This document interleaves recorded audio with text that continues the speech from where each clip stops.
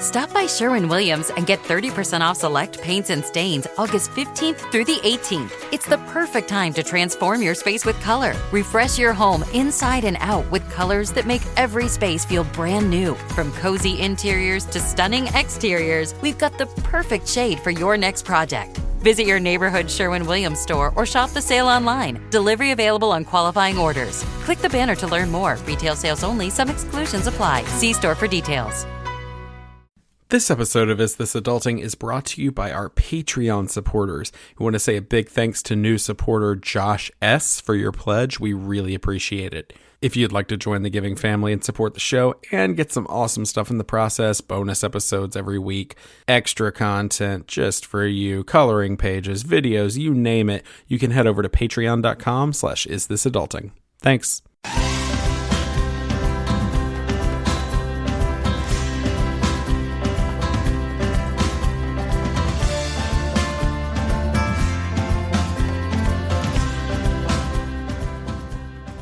Hey everybody, and welcome to Is This Adulting, the mental health comedy podcast you never knew you needed. I'm your best friend and sometimes fast food eater, Stephen Pappas. Hello, it's me. Mm-hmm. Keep going. My name is Chris, and I am best friend number 2. Sorry, I didn't think. That's good. That's good. That was I beautiful. hey, liked it. This is me, and I do nothing but Adele references from about a year and a half ago. How long has that been? Has it been more than a year and a half ago? It's been quite a while. It's been like 2 that years, was I think. Also, I thought that was a Oops. Lionel Richie reference, actually. Oh, actually, I mean, to be fair, that's they are close enough to where when I'm singing in falsetto, you have no idea which one I'm doing. Actually, it was a mashup. It's like, have you seen those episodes of Glee? Like, I was making my own version of Glee right now. That's pretty cool. Hello, I'm a superstar that sings Glee songs. I'm done. Sorry, Steven. Keep going. I've been giving Chris my not amused face this entire time. You've been giving me the look where, like, you know, like the coach in the back is just doing the wrap it up thing with his fingers. Mm-hmm. I'm just looking like, come on. I'm doing the thing my father-in-law did to my brother-in-law at our wedding when his speech was going too long and being very uncomfortable. He was telling him, like, let's kill this thing. Okay, well, I'm going to introduce myself, then I'm going to ask about that speech. I am your perpetually single favorite aunt and best friend, Hannah Gelb. Oh my gosh, are Yes. you the aunt of this show? I love I'm it. everybody's aunt, apparently. I love it. I was going to describe you as wonderful human and biscuit sandwich consumer. I really like that. But no, you've done it better. Perpetually single aunt? Yes. Thank you for that- already is that- bringing up biscuits, because I was worried it wouldn't come up in this episode, but Please. yeah. Do you see who you're talking to? I like that this idea of you being this like free-spirited aunt that just comes into our lives every once in a while and just is like, "Hey kids, here's drugs," and our parents are like, "Come on, why does your sister-in-law every single time do this?" And you go, "Because it's me." I don't know, Christopher. Yeah? Christopher, can I ask you a question? When in our entire life and our now 5-month knowing Hannah, when has Hannah ever brought us drugs? Well, and counter question, like after that, addendum, since you have not, when will you? I was going to say, you could argue that in some cultures, biscuits are drugs. And that is something, in fact, that she And they may be just as if not more harmful to your health? I mean, and seriously, I mean, there are parts of the world where biscuits are currency. And Yes, actually, in California. the kitty world, for instance. I would Sorry, that's say. so stupid. Stupid. People are very sensitive to gluten out here. I don't know if that's as big a thing in North Carolina or. Yeah. But We love gluten. It's there. It's just, it's maybe not as much so as California. The way we're raised, you kind of, even if you're sensitive to gluten, you kind of just like are like, well, I'll just get sick every day because it's worth it because I want all this bad, terrible food in my body all the time. Well, I have a question that I want to ask both of you. Okay. But before we do, hey, Hannah, do you want to tell people where they can find you on the interwebs and or your home address? That's true. Oh my gosh. Yeah. Why? You know what? We have more social media now since the last time we talked. Huzzah. Yes, Wow. although I'm in charge of it, I think, and I'm really bad at it. Oh my god, I used to laugh at the whole like social media manager as job thing. I was wrong. It's hard. It's hard. It takes a long time. I feel like everything should be really easy and self-explanatory, and it's not. And I feel like a dinosaur, like Googling like, how do I reply to somebody on Instagram?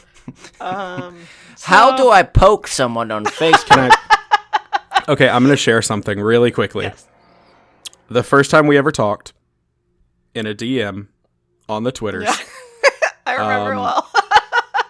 Yeah, I made 2 paragraphs, and you thanked me in your replying direct message for teaching you how to make a separate paragraph in a DM. Yes, that's where I am, guys. That's where I was. Oh my God. Gosh. And I'm going to tell you something. I didn't even know I could do it till that day. So Wow. Oh, yay. That made me That's feel better. amazing. Social media marketing expert. Oh my God. Yes. So you can find us on Analyze Pod.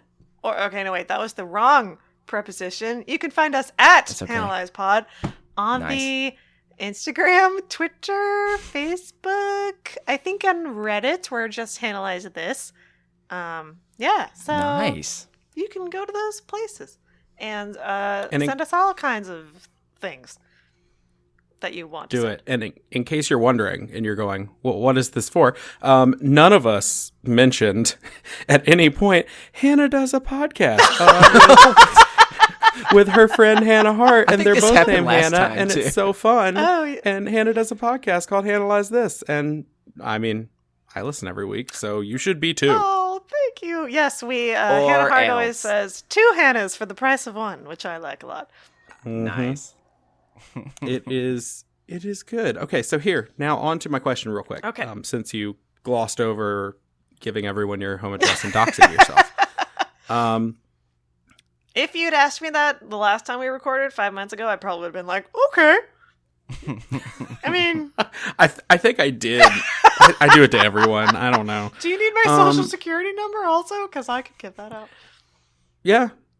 I'll take your PO box later. Anyway, here you go. I have a question. Do you know what this means, y'all?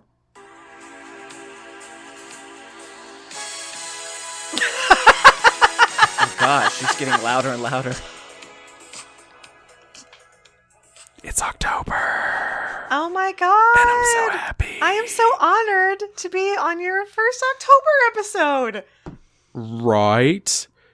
I'm so pumped, y'all. It's the best month of the year. It is a good month. Are there other months of the year that people find to be the best month? Because if you say like June or July because you like the summer, fuck you.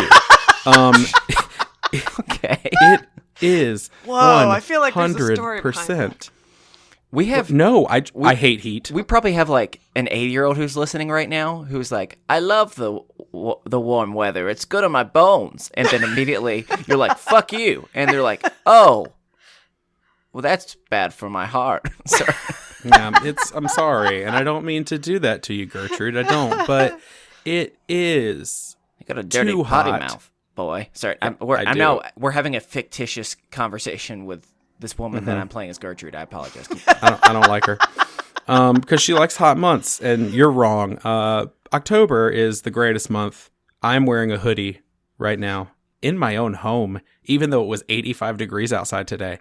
But it's He's like, October, so I "Fuck it." cranked down that AC, and I was like, y'all, it's October, and I'm gonna dress like it's October. So I'm wearing my hoodie. I got it all comfy. It's got like pre-cut little thumb holes in it. Oh my God. Which makes me just feel like I'm being wrapped in a hug, and I love it. So it's October, That's great. best month of the year.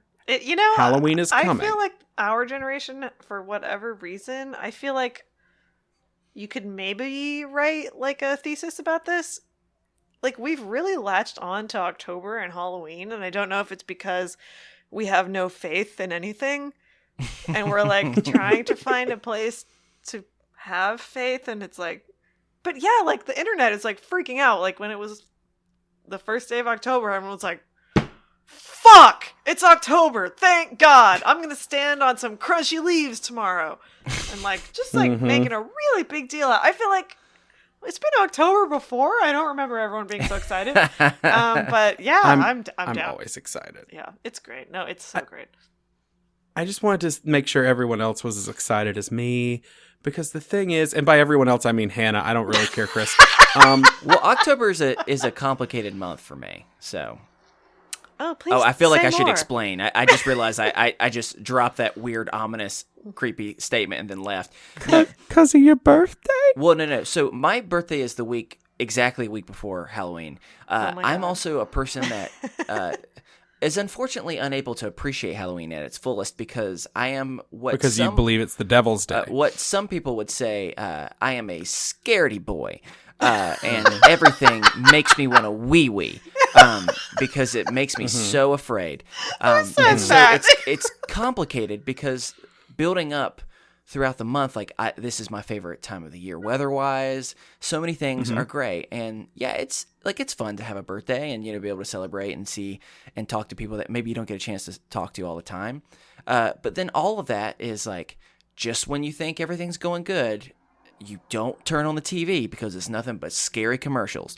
And so, yes. It's like Hocus Pocus on a 24-hour loop for the next 30 days. Hey, some of us watch more than ABC Family, thank you very much. They could be, It's Freeform now. ABC Family is not the name of the channel. Thank I you very will much. only call it ABC Family. I will never call it that crappy name that they turned it to. Okay, well, it was actually Fox Family back in the day, if you want to be a purist. Oh, But we've gotten you off got me. track. No. We have gotten off track. Yeah. The important thing is Chris is wrong. Halloween is amazing. I'm not saying it's bad. And, I'm just saying I'm scared of it. Do you think? Wow. Today I walked to my car and someone had already. Okay, so they had like a fake body coming out of the trunk of their car, but the trunk was closed. Classic. And I literally had a heart attack. And then I was like, "Oh, that's a fake body." And I was like, "It's the 2nd. It's October or is it? 2nd." That's early enough to where police are going to stop. You know what I'm saying? It's like maybe the week of they're gonna give you a little bit more credit, but this is like, no, hold on. You're a month in advance. You can't be pretending that you've murdered someone for a month. They look that's a down good upon point. that. Yes. So they're just going to drive around with that until November 1st, I assume. I mean, that's a lot. As they should. You're just assuming that they haven't had that all year round, and they're just really they've got a passion project, and that's just a strange way to show it. Sorry, were you saying something, Stephen? Yeah, don't take this away from me. What am I taking? This is my one thing. What am I taking? Don't you... Anyone who rides around with a body in their... a fake body. Okay, in their trunk for a month. They're right. They're doing it the right way. They're doing the damn thing. And how dare you question them? Halloween should be 364 days out of the year because Arbor Day is important. But aside from that, we should be celebrating. And it's all about... I don't know. Do you think that us as a generation, we love Halloween so much because we like to pretend to be someone we're not? Deep. Mm-hmm. I just want everyone We've to been know fucked that by the I am system. thoughtfully stroking my chin right now. You know, there I am too, there but is the a microphone world. might pick up the beard hair. There is a world where it's nice to know that on one night of the year, people can truly appreciate me for the slutty nerves that I've always wanted to do. Yeah, I think maybe it's because Halloween is not divisive, as far as I can tell. Like, everyone just loves Halloween. No one's like, You don't live in the Bible Belt. That is true. That is, You know, you're right. That is partially. yeah. That's partially. The most divisive part of it, I would say, is, and luckily we're getting to an age where this is becoming a little bit more obvious. But luckily, the problematic costumes are at least somewhat starting to go away. And if not, Yes. they're being publicly shamed so that they go away. They But, are. That is something the internet is great for. I actually Yeah. saw the other day. I mean, this is like so unbelievable. like there are no words, a sexy Handmaid's Tale outfit No. that was like Oh, taken my off the Lord. market after people were like, what the fuck is wrong with you? And like the fact You know, that someone hadn't watched that show, and they're just like, "Oh, Handmaid's Tale. That's a noticeable No. costume." And, right, yeah. like their Oh, boss no. was like, hey, young man slash lady, like let's be on top of like cool cultural shit. And they were like, oh yeah, that show, I haven't watched it. But like, how could you not, especially with people Bummer. protesting wearing Handmaid's Tale outfits, like, Bummer. oh my god. No. I mean, that's just like, it's like a thing inside of another thing. Like, it's just so bad. Yeah, I'm just glad for me personally that we are living in a society that is starting to move toward, if you want to dress as a minion, you can just be a minion. You don't have to be a sexy minion anymore, because that was a big thing a few years ago. And I know... Speak for yourself. Okay. Despicable Me. Sorry. You've always been my sexy minion. Thank Anyway, we're going to start this week off just like we do every week with a mental health check-in. So, Chris, how you been this week? Great transition. I Sexy minions. Sorry. yeah. Let's see here. The last couple weeks, I don't know. It's been strange. It's not even one specific area of my life. I almost feel like I'm going to make a metaphor here. Let's say that my stress and anxiety is like a literal like bag that I'm holding on to.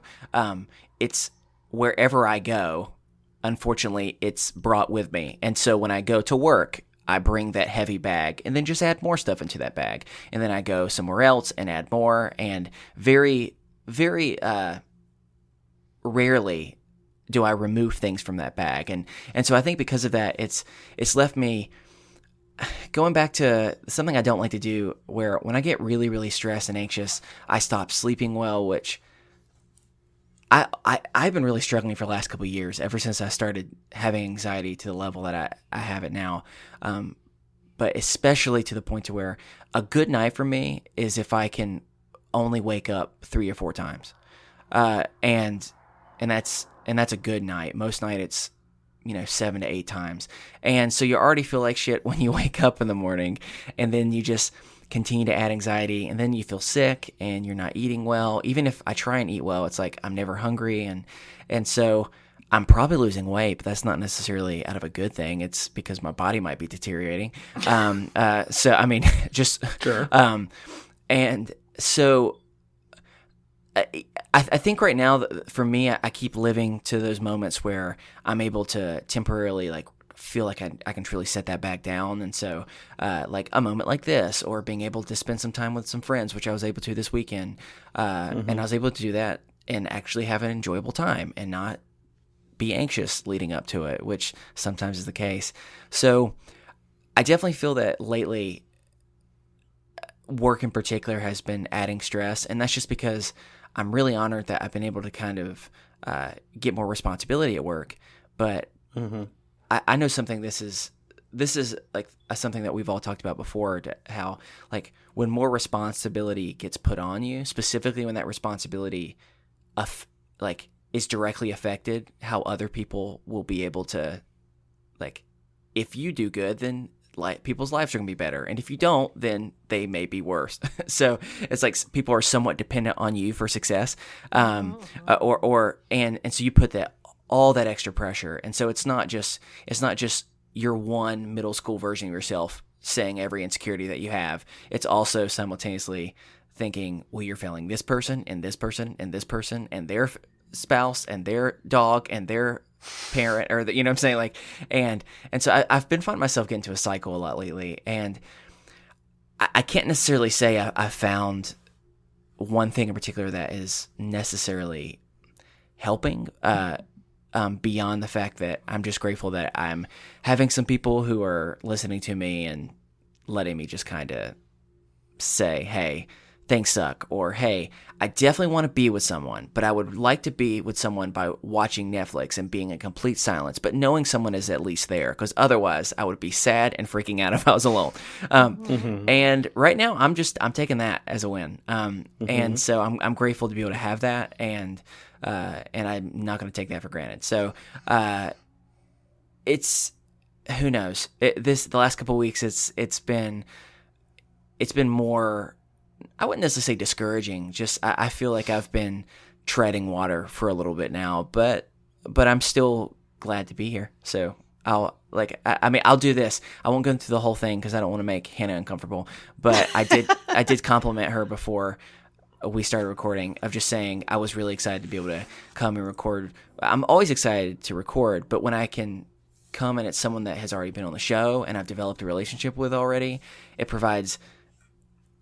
it's more exciting because it feels less pressure, you know? Like, I feel like I don't have to explain who I am as much as it is just catching up with a friend. And so for that, I'm also very excited and grateful. So I will stop with that. But Hannah, tell me, how have you been? Well, it's been up and down. First of all, God, that just sounds so hard. I'm so sorry. Thank you. I do appreciate that. Anxiety is like the fucking worst, because Right. it's like, I feel like for me it's like, you're like, I'm literally just sitting here, like everything is fine objectively, and yet I still feel like I'm gonna die, and it is so frustrating. I mean, it's just so frustrating, and especially when you can't sleep, it's like, and then you're like, okay, now I'm anxious that I can't sleep, so I'm not gonna sleep. I'm really sorry, dude. That is just, thank you. I appreciate that. I hope you get some sleep, because if I could give you my gift of sleeping, I would. Wow. That's a true friendship right there. And I appreciate that. And if I could, I would also send you Southern biscuits. Yeah. Maybe I should just try and make my own biscuits. That would be our currency to each No, other. they wouldn't be the same. That would be our currency. But, I send you biscuits, and you send me NyQuil. How about that? Is that a good comparison? Yes. That would be our currency to each other. All right, cool. But yeah, so what's going on? Well, let's see. I had a really good week doing the live shows. And then after that, I felt like I'd kind of passed through like a membrane, you know? I was like, whoa, because it was really scary. I've never done anything like that. And it went well. So I was like, wow, I like leveled up somewhat, I think, kind of. And then, this week's been hard. I don't know what I've gone to ismercuryinretrograde.com so many times, and it's like, no, it's not in retrograde, dumb. It's not going to be until November. So, I don't know what's going on. It's been hard to, I think I've been, well, I always struggle with boundaries. And there's like a relationship in particular right now that is weird and like kind of not healthy, I think, that I'm struggling with. And so that's stressful. And like my job's just been really stressful. My job's been stressful and I don't like it. So that's just always great. It makes it so much harder. Yeah. It really does. Like it's sometimes when things are going okay and you don't like it, you can get through it. And sometimes it can be stressful if you like it and you get through it. But when it's the combination of the two, it's like the 1-2 punch. Right. And I haven't really been taking good care of myself. Like, I've been doing that thing where, because, you know, my job starts at 7. So I've been coming home in the afternoon and then like taking a nap for like 3 hours. And then like I can't sleep. And then I sleep from like 1 to 5:30. Then I'm exhausted, and then it's like a whole cycle. Yeah. And I think I just have this like voice that's always being like, when are you gonna like do more, or like really like be alive and like do scary things that you want to do, rather than just like kind of having one foot in and like one foot out. Like even with doing this podcast, I'm kind of like, you know, I should probably just quit my job and like move to LA and like see what happens. But that's just so scary, you know? Yeah. So I feel like I'm kind of playing it safe, and then I just like hate myself for playing it safe. But yeah, that's kind of what's going on right now. But like overall, things are fine. Yeah. Well, I will send as much love back as I can to you and say, I'm sorry you're in that. I'm just sorry that you're in that place, because I know for me, there's nothing harder to where the way you're kind of describing right now is like you're standing at like an edge of a boat, so to speak. And you're like, I kind of want to get in, but also there might be sharks in there, and Right. That's why you don't get in water ever. Yeah, and homie's good up here, and so Right. and I mean, there's like risk and rewards on both sides, and so I just hope that as you continue to figure this out, you can get a little bit of peace in whatever decision you kind of go towards, because I'm sorry. Well, thank you. It would help. I'm trying to be more empathetic towards myself, which would probably help a lot. It would help a whole lot. It still always feels like a weird trick. I'm like, that's a bunch of lies. No way. But if I'm nice to myself, who is supposed to be mean to me? I don't understand. It opens up the door for everyone else to be mean to me. Right? Yeah. Oh, gosh. Well, Steven, what's going on in that word of yours over there? That was a weird way of saying it. I'll just stop It talking. was, your boy's been doing bad. The end. Yeah, that's it. This week has been, again, as I've said many, many a time, the worst. Ooh, John It's Ralphio, the been- worst. Yeah, little John Ralphio for you. It's been terrible. goodness. Bad things are happening in my head, and I hate everything. If I sing it, it's less uncomfortable to talk about. Well, I Yeah, I only don't like know. people who are having terrible weeks. So, Yay! Well, I'm right there. Yeah, no, I mean, here's the thing. It's been shitty. I've been in a dark headspace. I've had no motivation. I've not wanted to do anything. I've been forgetting things a lot. And between forgetting things a lot, going like 36 hours without eating at one point because I just didn't think about it and I wasn't hungry, losing my voice, a lot of different things, I convinced myself I had a brain tumor because Google. And makes sense. WebMD, man. Yeah. God, that. no, but this was the Mayo still- Clinic, those liars. God, that's the worst. Yeah, so it was a reputable source basically telling me that I am dying. At least that is how I have felt. And I convinced myself of that, and it made for a rough week. But today, I got up. I went for a run. I spent like 5 or 6 hours cleaning our kitchen top to bottom. I'm talking cleaning the inside of the microwave, like taking everything out of the cabinets and scrubbing the cabinets. A deep Oh my clean, God. man. Yeah, like getting shit done. And I feel good. Like, been a bad week, but I feel good. Today was good. And just gotta hope tomorrow's gonna be good. It's one day at a time thing right now. So, yeah. It's a weird way to end my, like, everything is bad and terrible type of mental health check-in. But at the same time, I'm like, yeah, like, your boy's good. Well, that's what's kind of cool about cleaning or any other type of thing. Just sometimes having a project where you are able to successfully completed something and seeing what you've done and being able to like truly like see the rewards right in front of you. Sometimes like it's the best thing you can do for yourself, just being like, I need a win. If what this win is, I need to take all these big piles of paper and I need to put them into folders, then at least the pile's gone. And Yeah, that's nice. absolutely. So cool. And maybe you were like deep cleaning your soul, in a way. I kind of feel like I was. Ooh, I like it. And I got to just like sit down and catch up on a bunch of podcasts, and as weird as that is, that's like very therapeutic for me. Just hanging out with all my podcast friends, most of whom don't even know me. Not yet.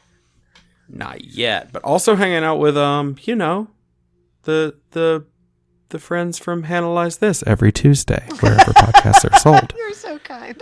Sold. I like it. Sold or traded. You can trade for podcasts. Well, as always, if you have a mental health check-in you'd like to share or an idea of how we can encourage you throughout the week, we will remind you we are not professionals. But we are messes. Which I feel like, I think that's what I've really realized this previous 6 months or so, is that everyone is a mess. No matter how good they look on the outside, they really are. And sometimes I even have a hard time believing it, but it's the truest thing, I think. I'm a professional mess, and while we may not be professionals, we did stay at a Holiday Inn Express last night. So, oh my God. You're so far above and beyond so many. Just by doing that, you don't even know. Yes. That was a terrible, mid-2000s television reference that I should take back. I take it back. I'm sorry, I didn't get it. Anyway, no, it's okay. It was really bad. It was. We need to cut it. Cut it out.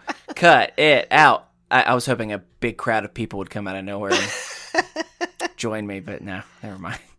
All right, well, we can cut that out. That's no, I'm leaving it in, Uncle Joey. Anyway, perfect. If you would like to reach out to us, again, we are not professionals, and if you are in crisis, please contact the National Suicide Prevention Lifeline, or if you need to speak to someone, definitely contact a mental health professional.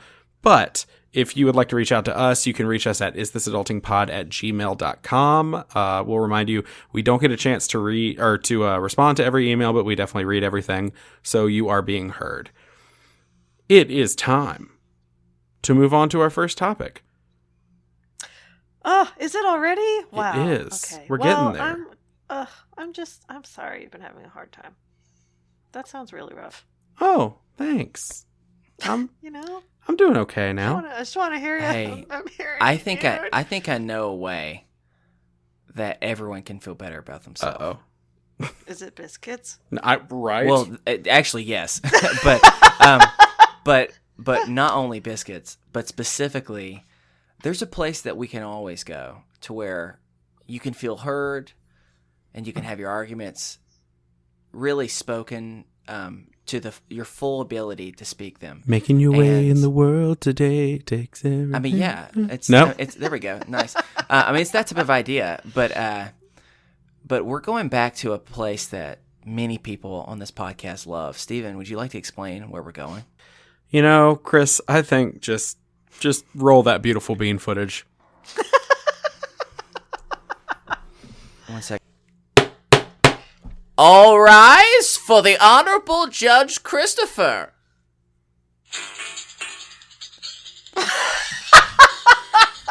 This is the People's Court. First, the plaintiff, Hannah Gelb. When she's not starring and Analyze This, she's winning championships, saving puppies, and being an American hero. The defendant, Stephen Pappas. When he's not on the show, he's that awkward older person from your childhood that sends you LinkedIn requests. Who will be a better I can't speak words. Who will better argue their case on this episode of The People's Court? Oh my God, I'm so excited. Order, order, order in the court. Just if no one was sure where order was to be had, it was here. I'm also speaking with a southern drawl. And you do this every time, though. I like it. I need a mint julep is what I need. So let me explain, everyone, what exactly is going to go down for anyone who is new to this show. I'm new to this game. This is what's perfect. So I'm an opinionated person. I just got thoughts on so many things in this world. I just want to share them. But before I fully form my opinion, it's only right to have others share theirs as well. So I will either say true or false statements, or I will kind of give you a few options to pick from. And I'm going to ask you both, whichever one you think is true, whichever one you think is the most accurate. Make your case. I'll hear from both of you. You don't have to pick opposite sides. You can pick the same side, whatever you want to. But at the end of the day, the only way you get fully recognized is if you agree with me, because there's only one answer that's correct, And in my courtroom, it's me. So, And in case you're all wondering, when he does bang the gavel, it is an actual gavel that one of our listeners sent us in the mail. So it's a gavel. Oh my god, you guys, I can see it. It's a real gavel. It's awesome. Yeah. You guys are so legit. You don't even know. I'm a professional legal boy. You're basically a judge. I know so many fancy scholarly terms. Order. Actually, I think that might be the sustained. There we go. There you go. I did it. All right. So this is what we're going to be doing. I decided this weekend I went on something that happens only certain times of the year in certain places, and I was inspired, and I wanted to have, because this is often, at least where me and Steven are from, this is a fall-based thing. I don't know. Woolly Worm where it is Festival? No, not that one. That is an actual thing that is from a small town where we used to live, but that's not what I'm referring to. I'm talking about the Renaissance Fair. It's something that many people know from around the world. Some people are afraid of it. Some people love it. Some people love it to a level that no one fully understands, but hey, we're glad someone loves it that much. And so what we're going to do is I'm going to talk about random things that are often found or experienced at a Renaissance Fair, things that I experienced this weekend. And I'm going to get your thoughts. So beforehand, I need to ask you both. Steven, have you been to a Renaissance Fair? yes. Hannah, have you been to a Renaissance Fair? I think so. Briefly. But yes, Briefly. I purchased a wooden sword. Okay, As so have yeah, I. you've been there. So you've been there. Okay, perfect. I use it to get my dog's tennis ball out from under the couch. Okay, wait. A little side note. I've also been to a pirate fair. That does not count, does it? A pirate Yes, fair? of course. That always counts, no matter what we're talking about. Yeah, I would actually agree with that. That's the judge 100% is making a ruling. Pirate fair counts. Okay, I don't know what that is, but I love this game. want to go to one of these soon. Real fast, at the pirate fair, do they have an ATM and it's called a BTM, a booty something machine, whatever it is? No, that's not what ATM stands for. I couldn't think of anything. I panicked. All right, This anyway. one's off the rails. So we're going to start off with a true or false question. This is something that is very specifically known if you've ever gone to a Renaissance fair, and that is the gigantic turkey legs Thank that are served. God, I So- was really hoping you were going to say that. True or false? Turkey legs are the best food at the fair. Steven, you can start us off as the defendant. Sure. Yes. Turkey legs are very good. I am that- undone with sentiment over this. Sure. Also, So, can you answer the question correctly? It's true or false, not yes or no. Yes. True or false? Turkey legs are the best food at the fair. That's food the at the argument. Renaissance That's Festival. that's the argument that we're currently trying to make. Here's the So thing. yes doesn't make sense to that. Here's the thing. I am a genuine leg boy. So if I'm at a Ren fair or a county fair, no matter where, I want one of those big a turkey public legs. pool, Public pool. all those things. Yes. I want one of Nothing those but turkey Speedos legs for him. Now. Let me ask. Okay, can I interject? I have an interjection. How much is a leg? Cost? How much do these run? That's Yes. a good question. I should know, considering Like- I was there. $7 or $8? It's like $7 or $8. And just for clarification's sake, for those who have not, I would encourage you to Google Renaissance turkey leg. Hold on, Renaissance fair turkey legs to be able to see. But these are Yeah, don't do Renaissance turkey. these are gigantic. I don't know. Like, I mean, this is not. Yes, is $7, $8 a lot of money for one turkey leg? Yes, but when you see it, you realize that it's a gigantic piece of meat. Just for And I am clarification. convinced that it's not turkey and that it's actually just an entire ham on the bone. But There's no way they could supply that many turkey legs. exactly, there's not enough turkeys in the world, and I've never seen a turkey. This case is going in very interesting I directions. know. I'm Interesting. arguing because I've never seen a turkey that hit leg day that hard and had like that much leg buff. So anyway, Interesting way to spin your argument. So far, you've barely talked about why you believe it is the best food at the fair. but continue. Judge Christopher, I did not say it was the best food at the fair. I said Oh. your boy's a leg boy. I did not, and then we got off track. I love a turkey leg. But there is something better than a turkey leg, at least at the Renaissance Festival here in North Carolina. And that is they have bread bowls full of different types of soups. Mm-hmm. Here's where it gets interesting. Bread bowl full of different types of soups. We're all into that. But they do have a bread bowl full of a warm spinach and artichoke dip. And it is an entire bread bowl full of all of the spinach and artichoke dip.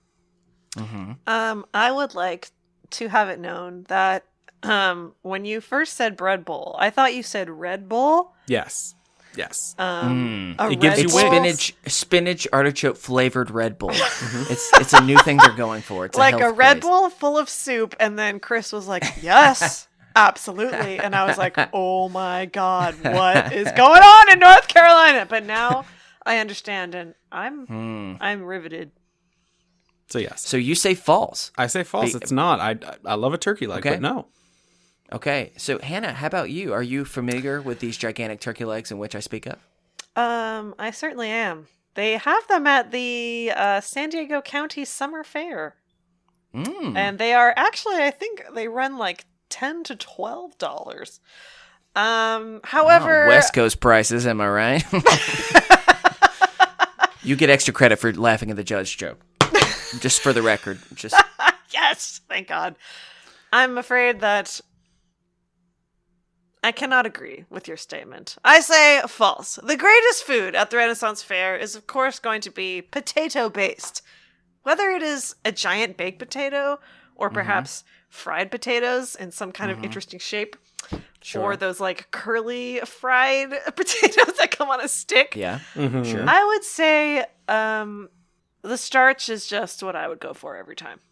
Okay, so you both have decided to go with false. And I will argue that those turkey legs might be potato-based because I still don't know what they are. Okay, that's fair. Well, the ruling is in, everyone. It is false. It's definitely not the turkey legs because here's a couple things. One, it's way too big. Two, it's dry and chewy. And three, there's a bunch of other cool things like awesome corn on the cob. And the other thing I said, a little comfy soup in a bread bowl. That was one of the things I had. So well done. You're both on the right. You're on the right track here. So side of history. Yeah, great. That's what's important. And so it's true. We need to really make it clear that you buy that, and unless you share it with like 4 people, you eat like 30% of it, and then you throw it away. Which Says is really just you. a huge waste. You have never been around me eating a turkey leg. Okay, sorry. Order. That made the judge uncomfortable. We're going to keep going. You did say that you were a leg boy, and so I started thinking about that, and the next question is, which is the best side activity that you can do while at the fair? These are not one of the main events, one of the main shows, or anything like that. Here are the 3 side activities that I've given you. 1, there's shopping, so all the different type of interesting shops and things like that. 2, there's the knife or axe throwing, which is a very popular activity while being at the fair. Or 3, there are many like art demonstrations from like medieval type of arts and things that you can do. So this time I will start with a plaintiff. Hannah, which would you say is the best side activity? I reject all of your suggestions, and I'm going to go with the weird sexual body demonstration of some kind, because you know that they're there. Like someone that is true. That is something that does quite happen in certain parts of the fair. Right? It's Renaissance Fair after dark. I feel like even though it's the Renaissance, there's still going to be some kind of very sensual dance featuring like people who do belly dancing every Thursday night at the community center, and they're all like putting on a show. Sure. Or there's like like some like magic display, like things that are happening, like activities that people are involved in. Wow, that was really a great way to describe something. Activities that people are involved in. What I'm hearing, the plaintiff is saying the best side activity is the sexy kind. That's this could kind of be the argument that I've because heard. I have not gotten laid since Memorial Day weekend, which was like freaking how many months ago? Sustained. I don't even know what that means. I don't know if that's pro or con. I don't know. I'm still new at this whole law thing. So We need order. Take it. well, order. Fine. Order. How about that? There we go. I mean, we could talk. I could talk. I'm perfectly happy talking about this for like the next half hour. We don't have to though. Wow. Well, this is definitely interesting. You know what? I'm gonna now add. I have to add that in as the fourth side activity. Weird sexual stuff at the Renaissance sexual Fair. stuff. So I'll just kind of put that as a category in itself. So Stephen, now that there are 4 categories, which one are you going to go with? Well, To remind you, it's shopping, it's the knife axe throwing, it's the art demonstrations, or weird sexual stuff. Weird sexual stuff. Wait, I would just like to clarify. Basically, like weird sexual stuff in the manner of your friends' original characters that they create for their fan fiction. Ah, okay. I don't know if that helps at all. I'm gonna let you talk now.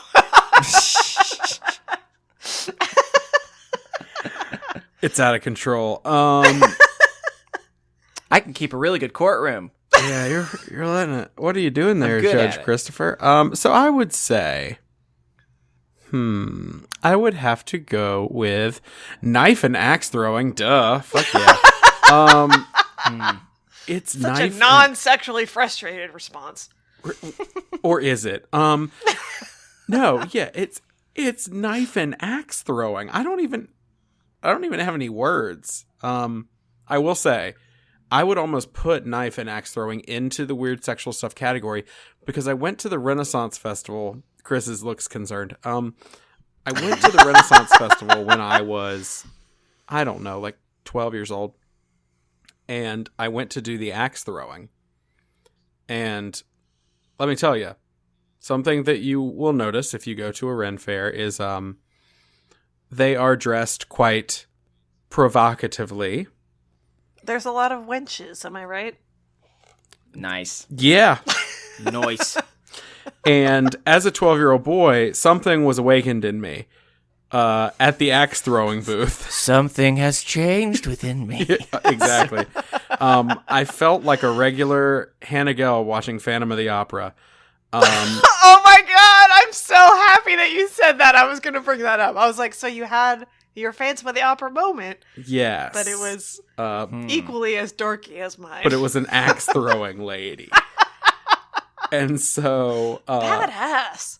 I guess I'm going to say... Are you saying it was Xena Warrior Princess? Is that what you were saying? Yes. So I guess I'm going to say weird sexual stuff. Okay, so you went there. All right. If so, we could high five right now, I would high five. Okay, cool. All right, the perverts are high fiving. That's great. This courtroom is going great. We are sex positive here. Yeah.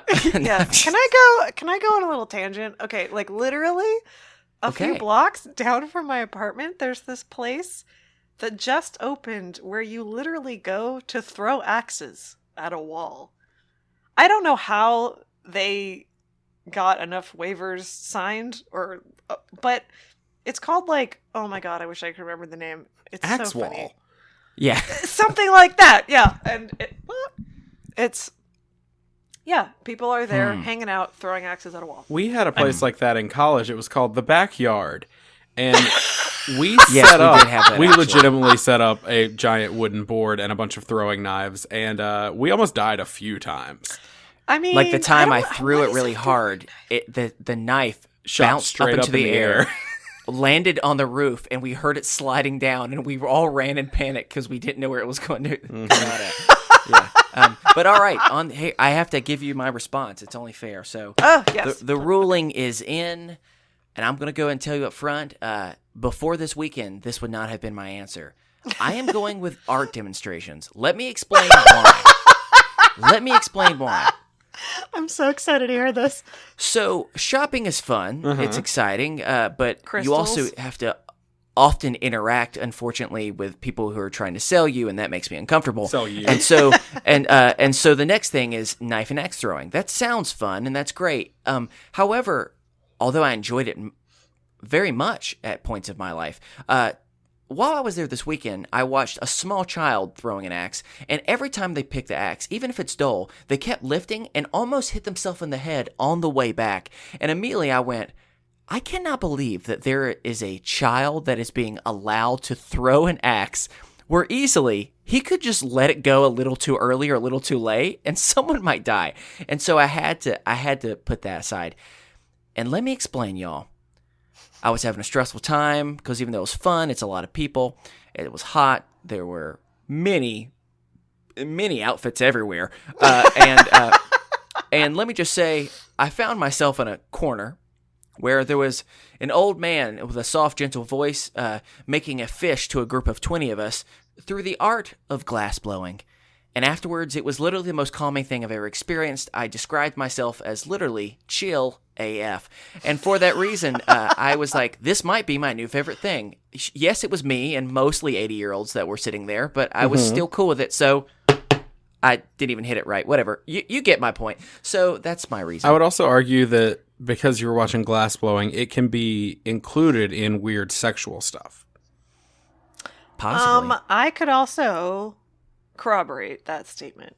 Having once gone on a date with a man to get a free glass blowing demonstration. Whoa, hold on. I'm just going to put that, and I'm going to put it on a shelf, and we're definitely coming back to that later. But we do have two more I like things your that response, though. Okay. that I need to get your thoughts on before I can make my official ruling.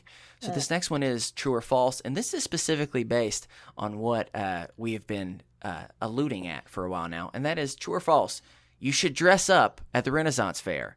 Steven, you start first. Yeah, you do you. That's all I got. Yeah, if you want to dress up, dress up. Like, LARP the fuck out of this thing. Like, do it. Hannah.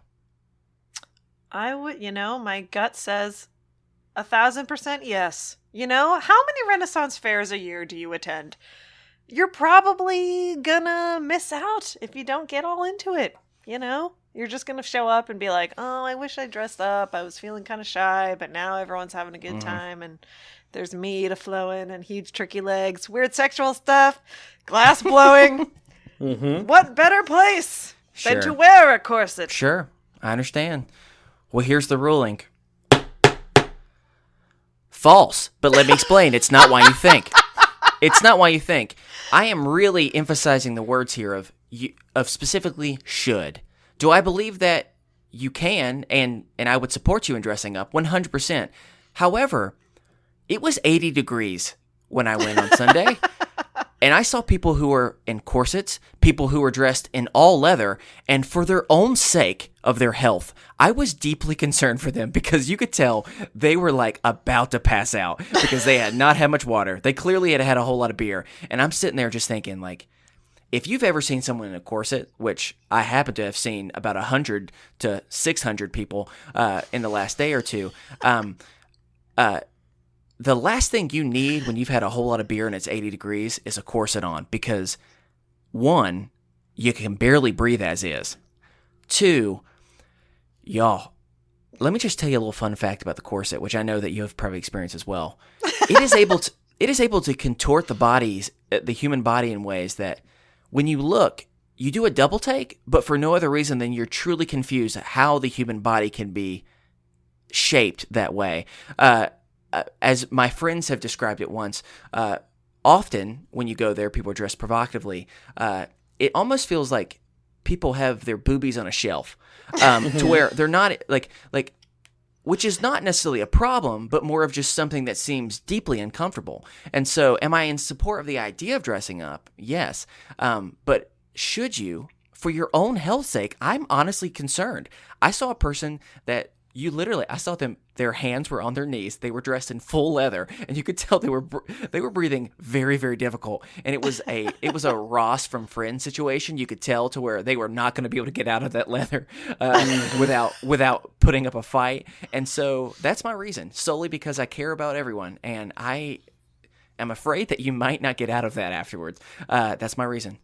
But here's the last one, y'all. Which is worse? And this is the one that I'm truly stuck on, and I could go either way. And so I need your help. Okay. Which is worse to do at the Renaissance Fair? Use the porta potties, or as they are referred to, the privies, or getting stuck in a long conversation with one of the performers that have been hired to talk to you for a long period of time. Both provide social anxiety. Both provide a desire of disgust and discomfort for different reasons. But now I need to know from you both something that both of these things happened to me while I was there. I need to know which one is worse. So, Hannah, you begin. Oh, this is a great question. I'm gonna go with the porta potty because I choose the time of my coming and going, which I have a much harder time with the person who has been hired to talk to me. I know that I would have a very hard time exiting from that situation if I wanted to. Also, after attending Bonnaroo, I have been to like the darkest of the porta potties. Like, I have been seen... to the depths of the privy, so to speak. Yes, I have gone like where the man in black from the Dark Tower goes, and I've come back. And their porta potties no longer hold any terror for me now. So I'm going to have to go with that, you know? Okay. All right. Steven, do you agree, or are you going a different direction? I'm going to pull a Hannah Gelb. There is something far worse than either one of those. Oh. I'm going to tell you a little story. So It's hard to talk about, I'm sorry. It's about a 14-year-old boy named Steven who went to the Renaissance Fair. I've been a lot, by the way. I was enjoying my bread bowl full of potato soup. And boy, was it good. I was loving it. We were walking around and we were eating, but it's kind of hard to eat the bread bowl when you're standing up. So we were thinking, oh, we'll sit down. There were some benches at the back of this one show. And so my family enters, clearly late. The show has been going on. And it is a show with a performer called the Chicken Man. Now, Wait. the Chicken Man is a grown-ass human being who pretends to be a chicken the entire time and does magic tricks, as chickens do. He Wait, has... does he speak English? No, or does he speak chicken? no. He box. He Okay, does not okay. speak. This He sounds speaks chicken. This sounds like a movie I recently watched called The Witch. Mm-hmm. It is the same. One and the same. He does not speak. Only chicken. Only chicken time. And so he sees us arriving late. And he decides we are the new targets. And so the Chicken Man... Of his chicken madness? Yes. Yes, Christopher. Of his chicken Okay. madness. And so here comes the Chicken Man. He is flapping his arms as though he's doing the chicken dance. Is he dressed as a chicken, by the way? or no? He is dressed like a Renaissance man with a rooster comb on his head. Okay. So even more frightening than I previously Yes, imagined. it's horrifying. And there's a few feathers strewn about his outfit. And he comes down the aisle. He grabs me. And he pulls me up onto stage with him. And so now you have 14-year-old Steven standing there, petrified, as though I have just witnessed the entirety of heaven and earth opened up before me, and I don't know what to do. And he pulls out a newspaper. Yes, that's right. What does he do with that newspaper, Stephen? I need to know. He rolls it up, and he reaches out. Something is clearly inside the newspaper, but there's nothing in the newspaper. He has shown me this newspaper. He rolls it up and he sticks it in my face. I don't know what to do with this newspaper. I don't like this chicken man. I don't either. This is an incredible story. Yeah, it is. There's no point to it. So he then blows into it and then sticks it back in my face. And at this point, I'm just longing for the day when I was eating my potato soup from the bread bowl nigh 10 minutes ago. But now I'm standing on stage, unaware of what to do. He's already trying to prod me to act more like a chicken than I already have, to convert me to become one of his disciples. And he leans in when he puts the newspaper to my mouth. And he breaks character. And the chicken man leans in and goes, "Blow." Oh my God.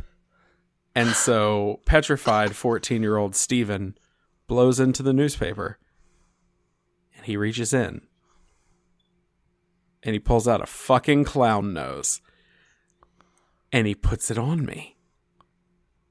And now I'm just wearing a clown nose in front of like 100 people on a stage with a chicken man.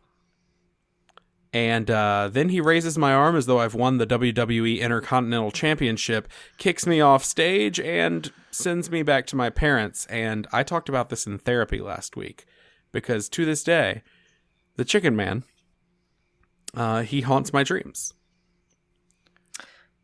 Now you tell me, Christopher, what is the worst thing at a Renaissance festival?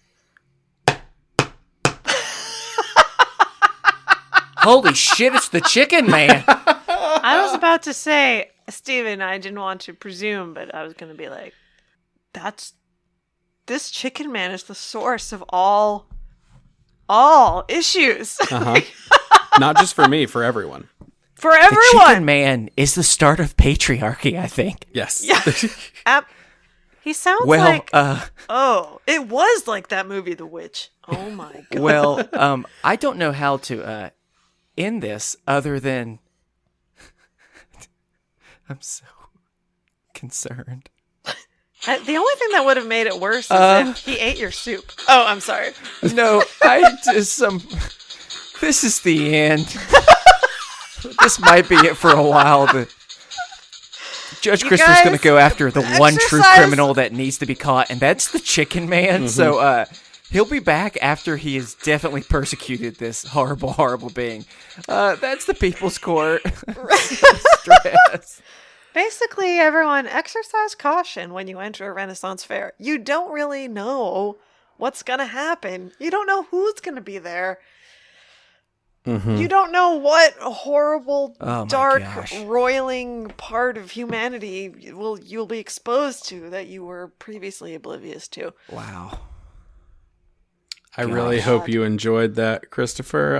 That might be the most moving statement that has ever been made within the People's Court. I feel like I don't know this chicken man, and I feel like he has killed my mojo for the next 3 days. Well, with all that, we're going to take a quick break, but we'll be right back. To collect ourselves. Yeah, to collect ourselves. We'll be right back with more Is This Adulting? If I was not slightly inebriated right now, I don't think I can handle this. Hey everybody, best friend Stephen Pappas here, breaking in with your weekly podcast recommendation. So, this week I'm recommending a podcast called Mega. So, okay, this is gonna sound real weird, but I grew up in the Bible Belt, and it's a show that's given me many of the ha-has. So, this is a fictional podcast about a fictional megachurch, and it's done by their staff. Think Welcome to Night Vale, but at one of those large churches that you see all over television all the time. it's their staff making jokes about what it's like to work in that sort of environment and quirky things. It's got a lot of great comedians on that come on and basically just become these staff members that work at the food court at the church or things like that. So definitely check this show out. It's called Mega. It's a great show, and yeah, it's a lot of fun. Anyway, back to the terror.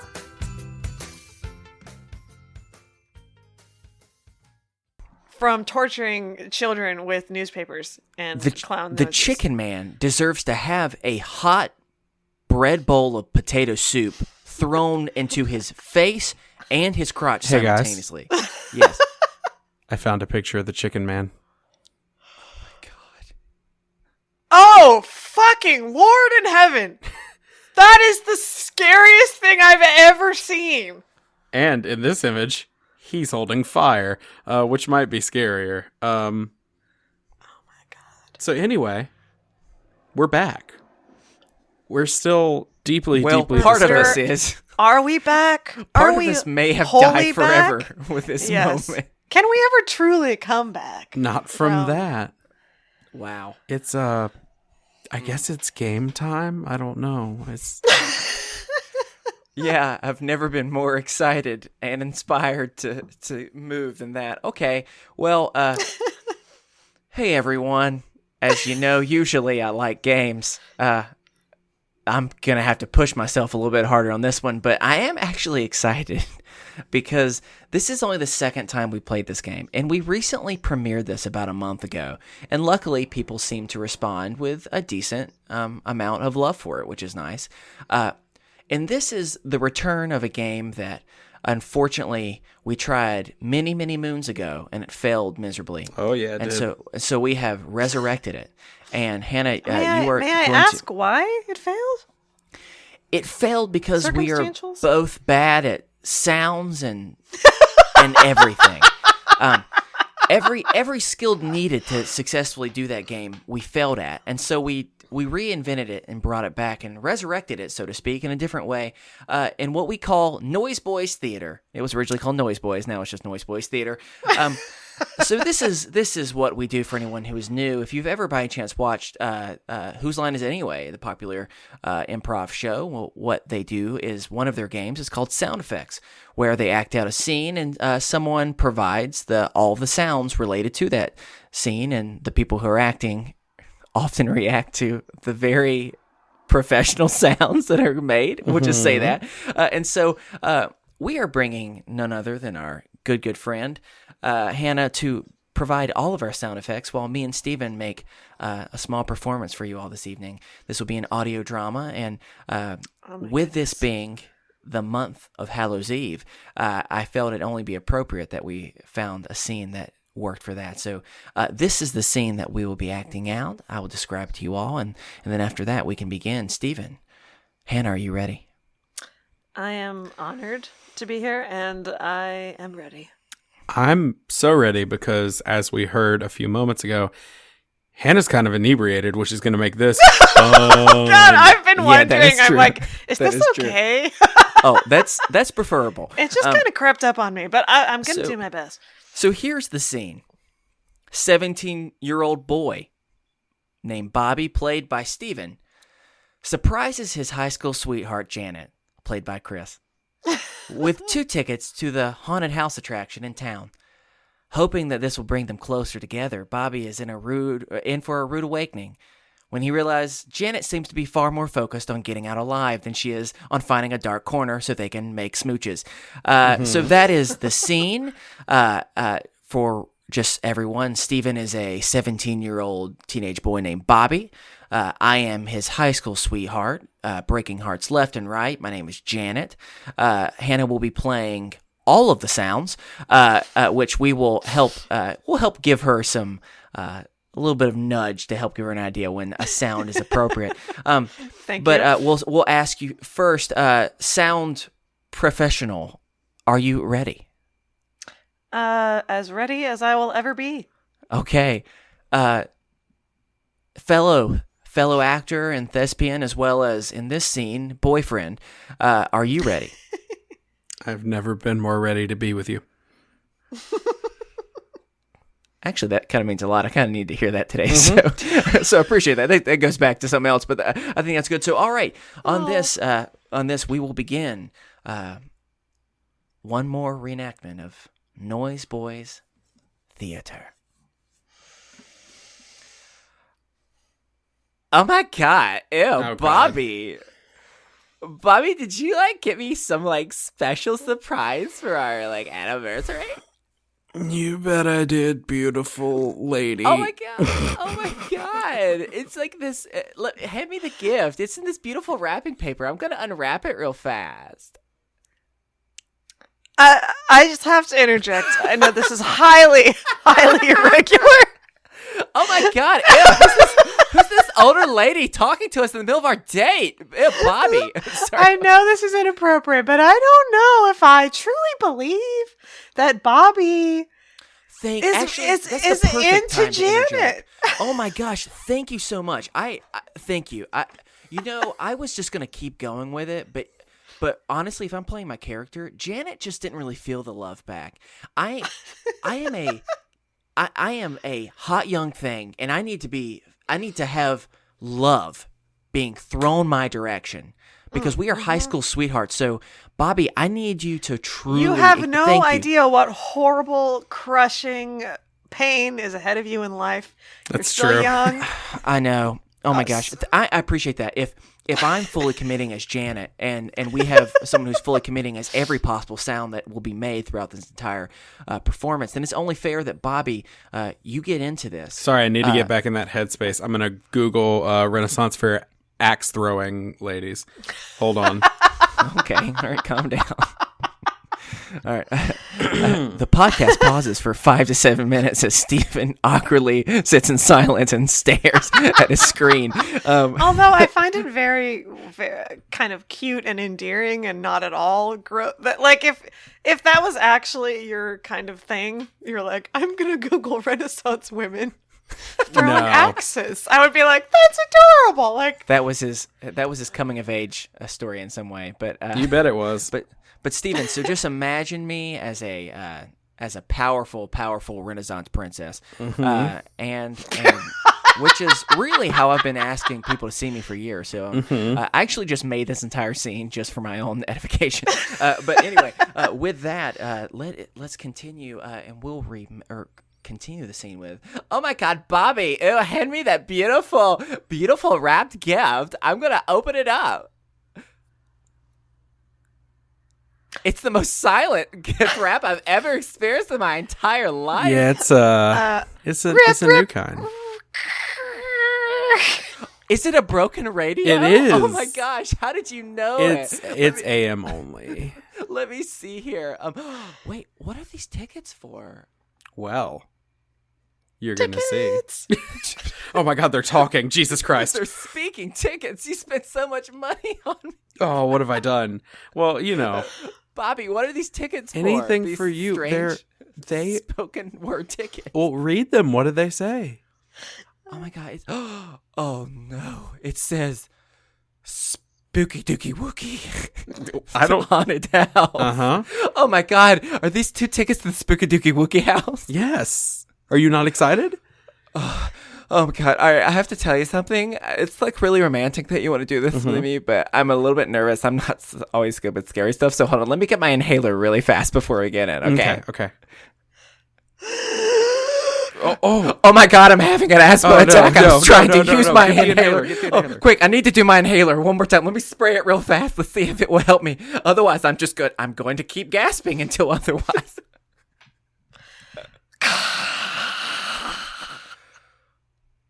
Thank God.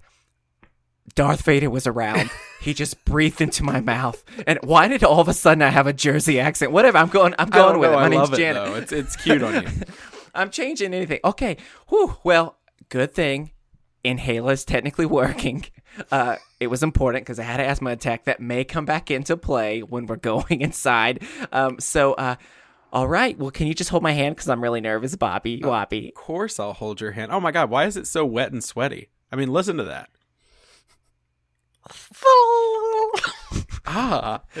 I'm sorry, I can't hear you there. For some reason, there's a bunch of chickens at this fair. And God. They're like really sad. Oh my God, another chicken man. Oh my God.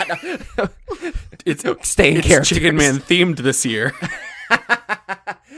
Oh my gosh. Oh my, do you hear that spooky noise? Whoa. No, not the chicken man. We know he's there.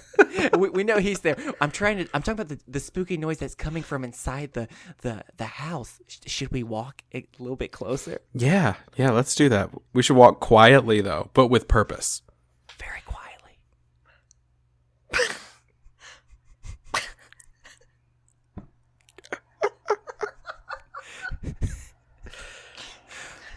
If only... Clap, clip, clap, clip, clap. Yep. Oh my gosh, did I let you know, Bobby, by the way? So I only ride on a horse. I don't walk anywhere. I just assumed you were wearing tap shoes. Yeah, so I'm there's the horse. I'm bringing my my pet pony into the haunted house. I hope you're cool with that. I'm cool with that. I'm down with it. I think you know, why don't you hop on? Why don't you hop on and then we'll just go into you know, I'm not a big fan of horses. Okay, that's totally fine. But all right, so we're gonna open. Oh man, this door is getting so creepy. Let's open it up and see what it does. My God, it's such a big door. I was expecting a little creak with it being, a haunted house, but for some reason this thing needs WD-40. It's too much creak. But all right, so we got in.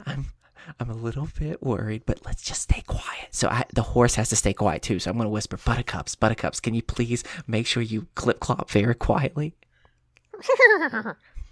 Okay. Is that affirmative? Like, do you think that she got it, or? Buttercup, I don't know. Buttercup is kind of a douche sometimes. Just has some attitude all the time.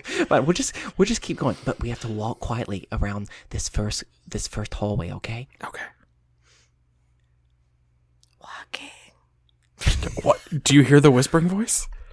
Oh my God, there's a narrator in here telling us literally everything we're doing, Bobby. I'm getting really worried.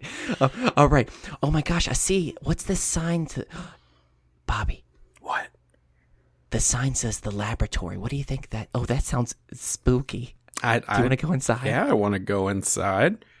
You want maybe find a dark corner of the laboratory, or?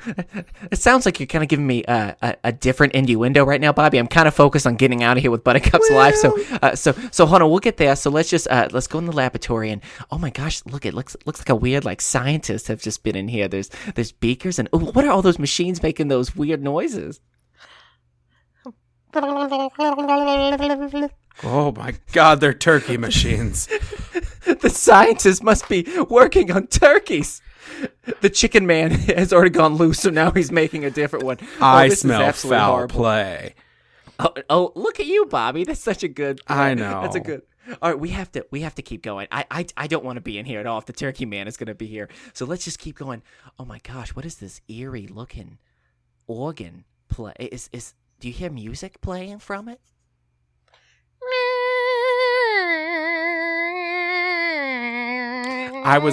When I heard an organ playing, I was really worried it was going to be Phantom of the Opera, and that would have gotten me all hot and bothered.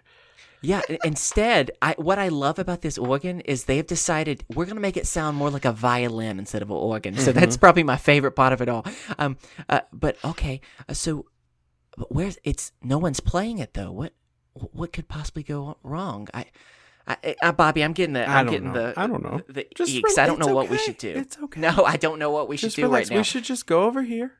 I learned the truth at 17. Love was made for beauty queens. Hold on 1 second. Sorry, my cell phone was ringing. What? It really ruins the atmosphere. No. I'm good. Fine. You know what? Maybe we can just go over into this dark corner. There's this little bookcase that seems good, and maybe I can just take a rest because I'm getting a little bit nervous right now. Is that okay, Bobby? I mean, I'm always down to take a rest. Look at this. Oh, look at this little book right here. What does that do when I pull it? Oh my gosh, it seems like it's like opening a door. Oh, what do we do?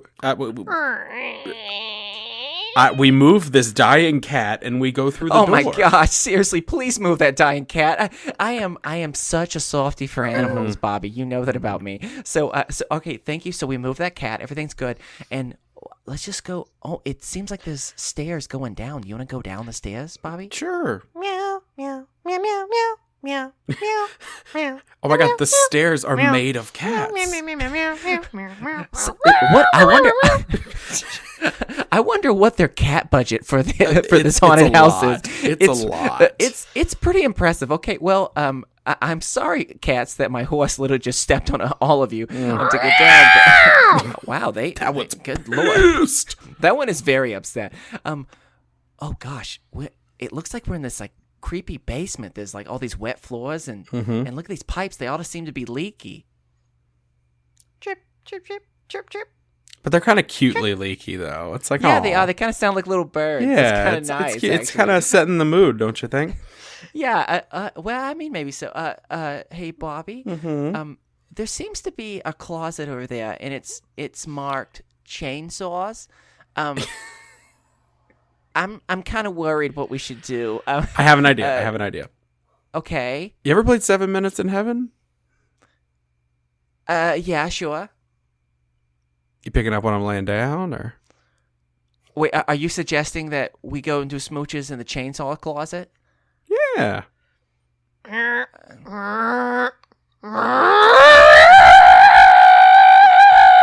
Sorry. So Buttercup is very protective of me. Anytime he feels sexual aggression from a male to me, he gets very defensive. So Buttercup, Okay, it's well, okay. don't It's paint okay. me as sexually aggressive. I don't. Hey, you know what? He does this with everyone. So I'm sorry. You know what? Fine. That was let's Steven just- talking. Let's You dick. let's just see what's over here in this closet. Then I mean, hopefully maybe there's enough room. I don't know. So let's just open up it says chainsaws. So hopefully it's nothing too bad. So let me open it up and see what's inside. That one opened quickly. That was a good. Yeah, it actually was kind of nice. It's your Jewish aunt, and I'm asking you why you're here with a non-Jewish girl. Oh my god. Oh no, Aunt Linda. Oh, my I have God. traveled all the way from Florida. And I mean, okay, if you want to disappoint the family, that's fine. No, it really is a house of horrors. You know what? This is too much, Bobby. I thank you for taking me on this, but I think I'm just gonna take Buttercup, and you can just go back home with your aunt. Buttercup will take me home. All right, giddy up, Buttercup. Well, Okay, sound too excited then, Buttercup. Aunt Linda, we got this closet here. The end. I'm gonna call it quits on that. Well, that one was another rendition of Noise Boys Theater. Hannah, thank you so much for providing such wonderful sound effects. It truly was inspiring. I loved it. All the way around. I changed 7 times what type of accent that Janet had. I need to ask you a question. Sure. How are, Tina and the rest of the Belcher children? Because you kept saying Bobby in that accent. I know. I pretty much sounded somewhere between Bob's Burgers characters, and also I kept thinking almost like Fran Dresser, Drescher. That was the combination of Fran character Dresser. That's her Beauty and the Beast character. Oh man, that was good. Fun times. Well, hey, that was another rendition of Noise Boys Theater. I gotta say, I loved Noise Boys. That was so fun. I appreciate it. It was all the way. It was a good experience. Now, I feel slightly bad for Bobby, and also I feel bad for Janet because Buttercup seems to be a little bit too connected to Janet, and Janet's gonna need her space. I feel bad for Aunt Linda. I don't. Yeah, It got I feel like weird Aunt Linda there at the needs. She needs Also- a hobby. Maybe she should really take care of her own issues before. Yeah, Linda, and don't go hang out in a closet that says chainsaws. I'm just concerned for that. I'm just concerned with that. All right, well, hey, we did it, y'all. We did it. We did another Noise Boys thing. We survived. I think that's my best Jewish aunt voice I've ever done. Hey, And that's proud all of you you. guys. yeah, I'm proud of you as well. So well done. Really coming you're into really your living own. You're living into wanting to be the adopted aunt of this show, and so it makes perfect sense. It makes perfect sense. So what are we doing now? I don't even know what the next thing is, We're Steven. gonna talk about something that is clearly very near and dear to the great Hannah Gelb, because let me tell you, she could have gone a million different directions with that. She could have. And she really could have like phoned it in. But she didn't. We asked her to do one thing, and she whole-assed it. So thank you. Yeah. So Hannah's so topic. Right now. It's topic time. When I asked you about a topic, you quoted Parks and Rec to me, and it made me so happy. Yes. And you were like, "Let's talk about the idea of not half-assing two things, whole-assing one thing." And which is the most strangely motivational, weird sentence I've ever heard uttered by any television character, and I use it all the time. So I was really, really glad that you said that. So like, let's talk about it. What you want to talk about? Well, I guess that's just been on my mind lately. I feel like like, for example, I've been doing improv, and I feel like I'm not really giving it enough time, but I just feel like I'm doing lots of things, but none of them are really getting enough time. But I'm kind of afraid to have less things. And then I keep thinking of this, like, I think it's a Japanese proverb that says, if you chase two rabbits, you catch neither one. Ooh, So real I don't know. deep. I feel, right? I feel like maybe being busy with lots of things, but not really like focusing on one is a way to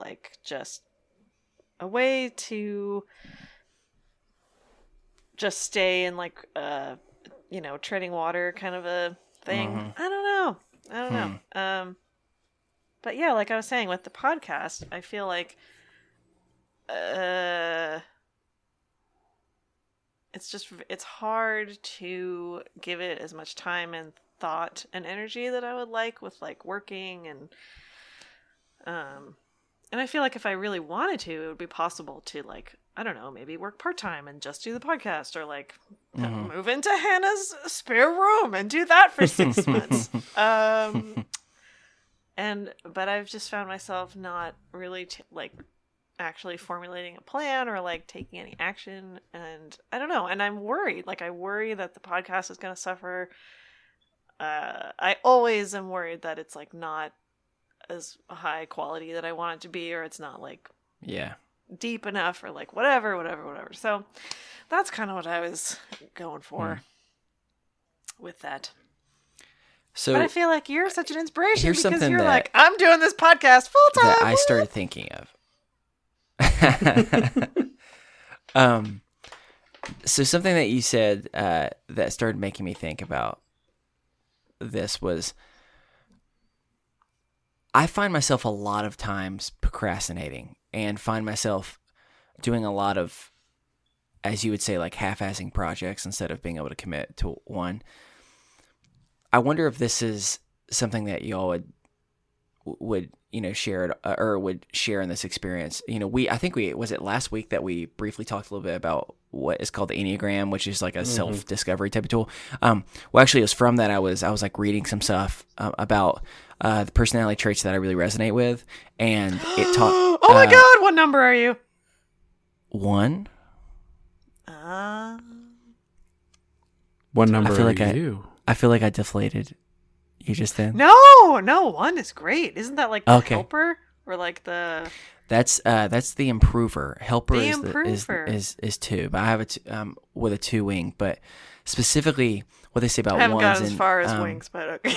And what'd you say? I said I haven't gotten as far as wings. I know they exist. Hey, right. it's okay. Well, then we're going to talk about that sometime later, because Okay, I cool. could talk all day long about it. But Yeah. but Okay, wait, Steven, what's your number?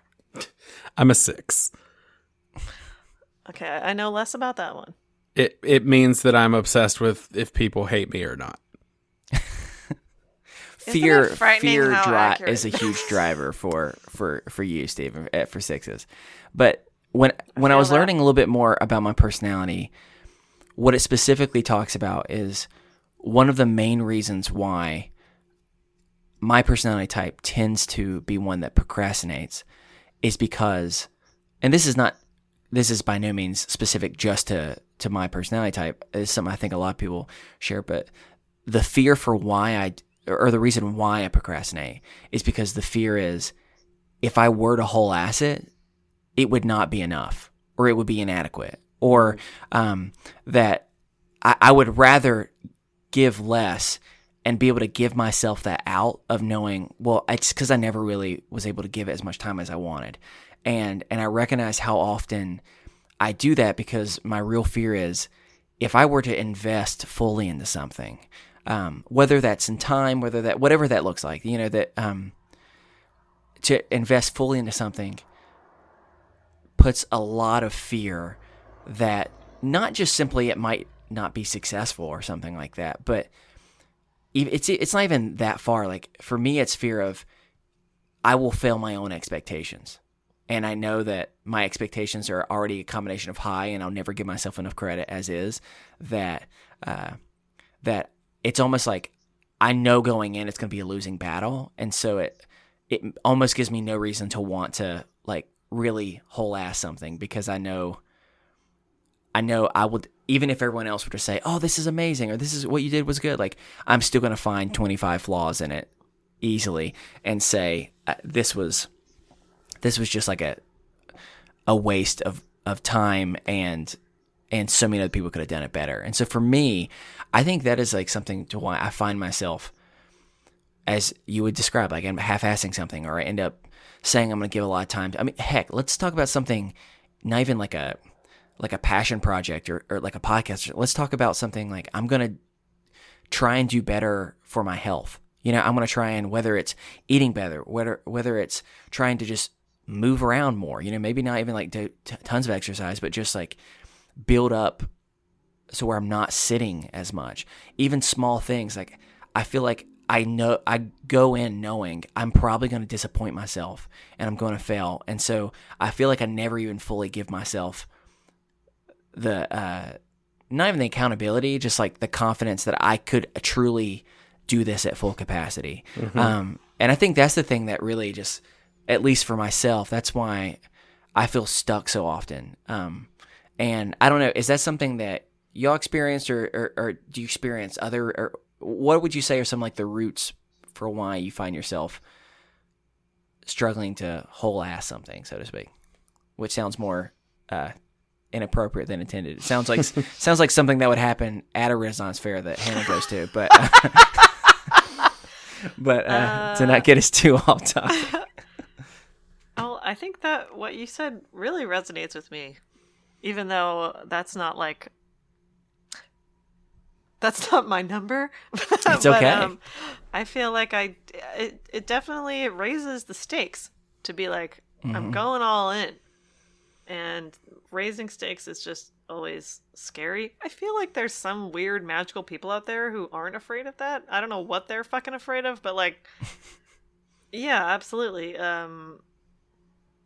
It's the whole like, I'm really trying, so it's really gonna hurt if it doesn't work out. But even though I think I feel like all of that fear keeps you from realizing, even if you do fail or your expectations are not met, that still feels better than not doing it. But yeah, the you're fear right. is so persuasive. Yeah, and I think you're probably right. Like, I'm probably like, well, if I really went for this podcast, if it doesn't work out, I'm going to be fucking devastated. Because, like for Hannah Hart, she has so many projects going on. She's already famous. She like, if it doesn't really pan out, it's not a huge loss for her. But for me, it really feels like kind of a way out, maybe, of my like incredibly horrible desk job, or like, it's just a really fun part of my life that I really care about. So if it just petered out or something after I put so much energy into it, I mean, I'd be down. Yeah. I'd be down for a while. Yeah.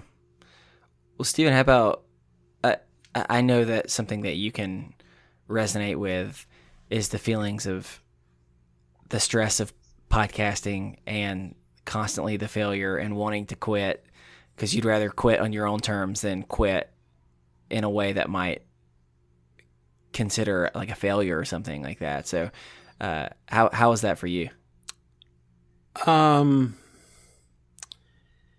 It's tough. So I'm with you. I'm the type of person who, when I go for something, I'm scared to really go all in. Because my biggest fear in life is failure. I am so afraid that I'm going to reach a point where I will think everything is good and everything will seem to be going well or work well, and then it won't be. That I will have some sort of blinders on and not realize that things are not well. And so I'm so constantly weighted down by that fear of, is this going to fail, that I seldom go all in on things. That was a big issue for me. If we want to go back a little bit and talk about, that's a big issue for me when it came to my relationship with my now wife.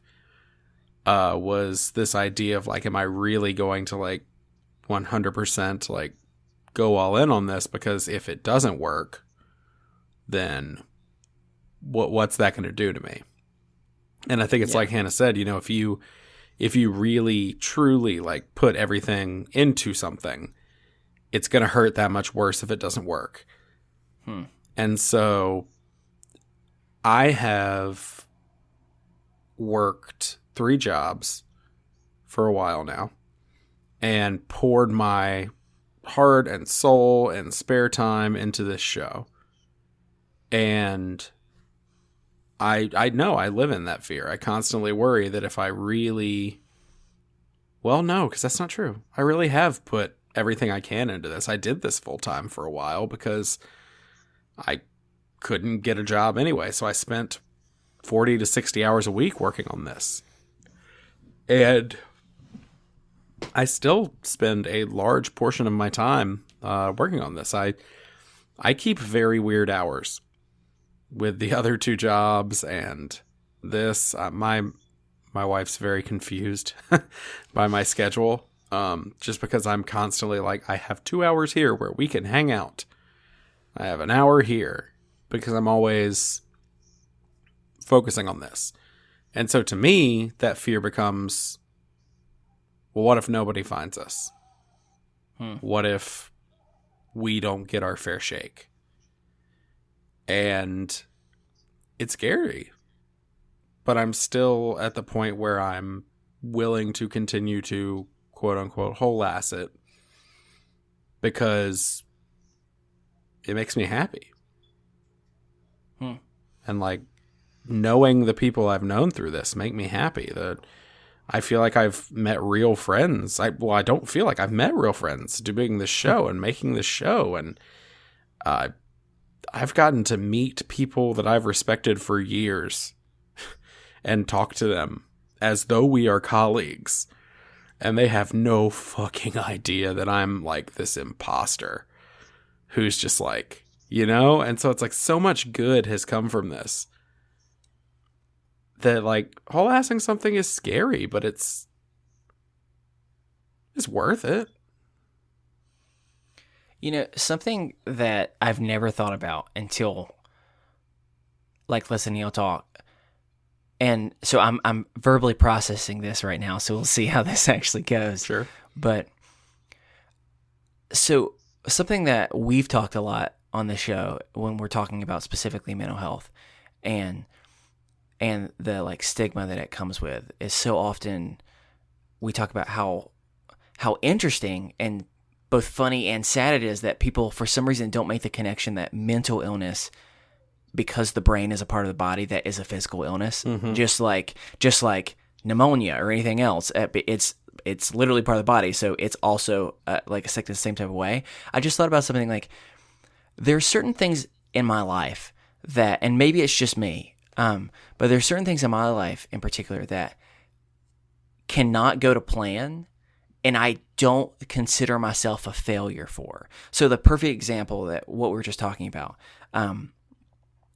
was I told you earlier, I cannot sleep well anymore. I've not been able to for a long time.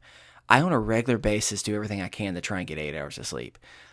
One, because in theory, that's what I'm supposed to do, and anything I can to make myself feel better, I'm going to. But two, I also know I'm not going to get 8 hours of sleep, and so the more I can try and hold myself accountable to getting that, the better.